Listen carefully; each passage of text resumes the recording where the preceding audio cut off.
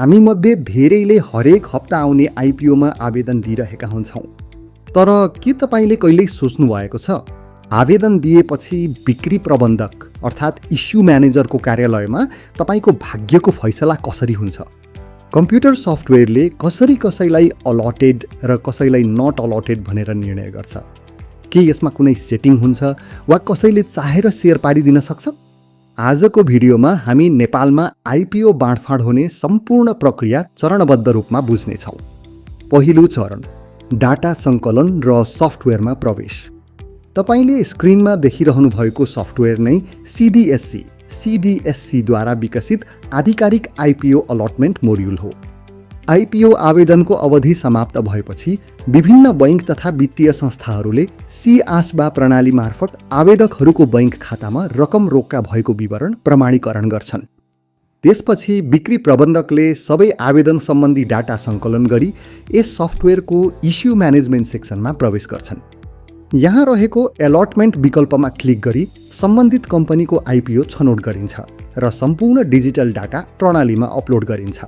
दोस्रो चरण, अयोग्य आवेदन छुट्याउने प्रक्रिया। डाटा अपलोड भइसकेपछि सफ्टवेयरले गर्ने पहिलो काम भनेको आवेदनहरूको जाँच तथा फिल्टरिङ हो। धेरै लगानीकर्ताहरूलाई सबै आवेदनहरू सिधै गोला प्रथामा सहभागी हुन्छन् भन्ने लाग्न सक्छ, तर वास्तविकता त्यस्तो होइन। सफ्टवेयरले नियम विपरीत परेका आवेदनहरूलाई गोला प्रथा सञ्चालन हुनुभन्दा अगाडि नै हटाइदिन्छ।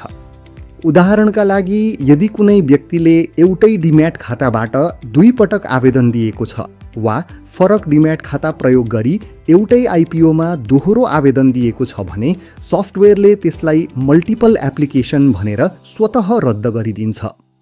त्यस्तै ब्याङ्क खातामा पर्याप्त रकम नभएका, ब्याङ्कबाट प्रमाणीकरण नभएका वा डिम्याट खाता अवरुद्ध भएका आवेदनहरू पनि इन्भ्यालिड वा डिस्क्वालिफाइड सूचीमा राखिन्छन्।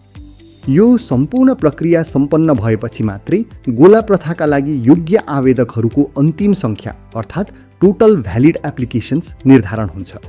तेस्रो चरण, बिओआइडी क्रम निर्धारण र बल नम्बर। अब सफ्टवेयरले सबै योग्य आवेदकहरूको 16 अङ्कको डिम्याट नम्बरलाई सानो सङ्ख्यादेखि ठुलो सङ्ख्यासम्म क्रमबद्ध गरी सूची तयार गर्छ। यदि 20 लाख वा 25 लाख योग्य आवेदक छन् भने त्यति नै क्रम सङ्ख्या तयार गरिन्छ। यसपछि सुरु हुन्छ सम्पूर्ण प्रक्रियाको सबैभन्दा महत्त्वपूर्ण र पारदर्शी चरण, बल नम्बरको चयन। प्रक्रियालाई थप निष्पक्ष र पारदर्शी बनाउन बाँडफाँड कार्यक्रममा उपस्थित अतिथि, पत्रकार वा नियामक निकायका प्रतिनिधिमध्ये कसैबाट 0 देखि 9 भित्रको एउटा र्यान्डम बल तान्न अनुरोध गरिन्छ। त्यसपछि उक्त नम्बर सफ्टवेयरमा प्रविष्ट गरिन्छ।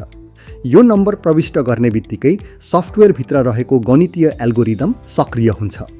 यस प्रणालीको विशेषता के हो भने कसले सेयर पाउँछ र कसले पाउँदैन भन्ने कुरा बिक्री प्रबन्धक, सफ्टवेयर सञ्चालक वा अन्य कुनै व्यक्तिले पूर्व निर्धारण गर्न सक्दैन।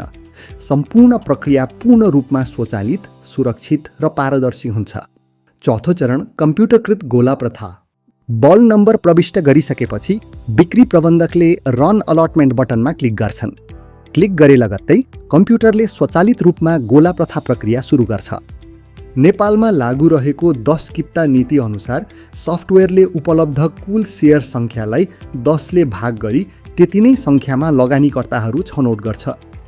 उदाहरणका लागि, यदि सर्वसाधारणका लागि 20 लाख किप्ता सेयर छुट्याइएको छ भने अधिकतम 2 लाख जनाले 10-10 किप्ताका दरले सेयर प्राप्त गर्न सक्छन्। तपाईँले स्क्रिनमा देख्न सक्नुहुन्छ, कम्प्युटरले केही सेकेन्डभित्र सम्पूर्ण प्रक्रिया सम्पन्न गर्छ र अलटमेन्ट कम्प्लिटेड सक्सेसफुल्ली भन्ने सन्देश देखाउँछ। यसरी केही सेकेन्डको प्रक्रियाले लाखौँ लगानीकर्ताहरूको भाग्य निर्धारण गर्छ। पाँचौँ चरण, नतिजा सुरक्षित गर्ने र प्रमाणीकरण गर्ने प्रक्रिया। बाँडफाँड सम्पन्न हुने बित्तिकै सफ्टवेयरले विस्तृत डिजिटल रिपोर्ट तयार गर्छ। यस रिपोर्टमा सेयर प्राप्त गरेका लगानीकर्ताहरूको अगाडि अलटेड र सेयर नपाएकाहरूको अगाडि नट अलटेड वा 0 उल्लेख गरिएको हुन्छ। तयार भएको यस रिपोर्टलाई बिक्री प्रबन्धक, सिडिएससी तथा सम्बन्धित कम्पनीका प्रतिनिधिहरूले प्रमाणीकरण गरी आधिकारिक रूपमा स्वीकृत गर्छन्। त्यसपछि मात्र उक्त डाटा सिडिएससीको मुख्य सर्भरमा अपलोड गरिन्छ।